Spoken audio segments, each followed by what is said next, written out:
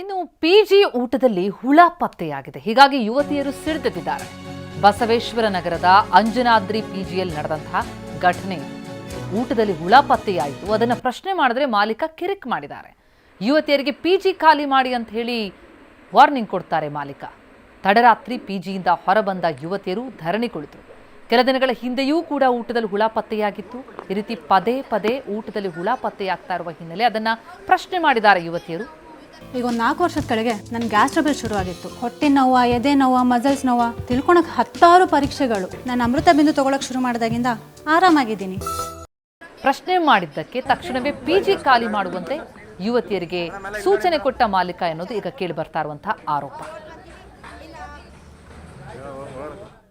Food ವಿಚಾರಕ್ಕೆ ಅಂತ ಹೇಳಿ ಮಾತಾಡಿರೋದು. ಫುಡ್ಡು ಚೆನ್ನಾಗಿಲ್ಲ, ಕರೆಕ್ಟಾಗಿ ಮಾಡಿ ಅಂತ ಹೇಳಿರೋದಕ್ಕೆ ಕರೆಕ್ಟಾಗಿ ಮಾಡ್ತಿಲ್ವಾ, ಇದು ಮಾಡ್ತಿಲ್ವಾ, ನೀವು ಕೊಡೋ 5,000ಕ್ಕೆಲ್ಲ ನಾವು ಚೆನ್ನಾಗಿ ಮಾಡಿಸ್ಬೇಕಾ ಅಂತ ಹೇಳಿ ಇದೊಂದೇ ರೀಸನ್ಗೆ ಫುಡ್ ವಿಚಾರಕ್ಕೆ ಒಂದೇ ನಾವು ಇಷ್ಟು ದೂರ ಬಂದಿರೋದು.